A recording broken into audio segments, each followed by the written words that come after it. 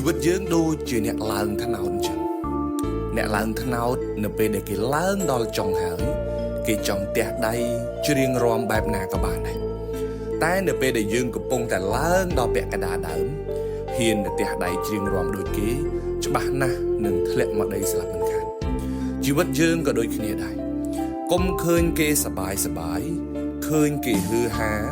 ឃើញគេសោយសុខទៅហក់លោតសោយសុខហឺហាតាមគេ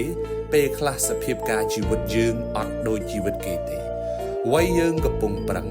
មិនអាចយកខ្លួនទៅប្រៀបធៀបជាមួយនឹងវ័យគេកំពុងប្រមូលផលបានទេកុំជុះតាមដំរីប្រយ័ត្នខូចខ្លួន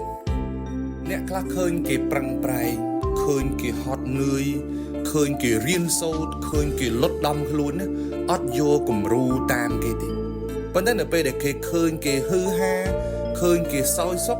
ចាប់ផ្ដើមយកអានឹងជាគំរូឲ្យចង់ធ្វើអញ្ចឹងដូចគេមកពេលខ្លះវាធ្វើឲ្យយើងខ្លាយជាមនុស្សធំជាងអ្វីដែលយើងខំប្រឹងចាស់ផ្ដាំថាកុំស៊ីតាមពោះកុំជុកតាមដំរីអ្នកខ្លះមុននឹងគេហឺហាមុននឹងគេសប្បាយហ្នឹងណាគេខំប្រឹងស្ទើរតែគ្មានពេលដេកទៅហើយបាន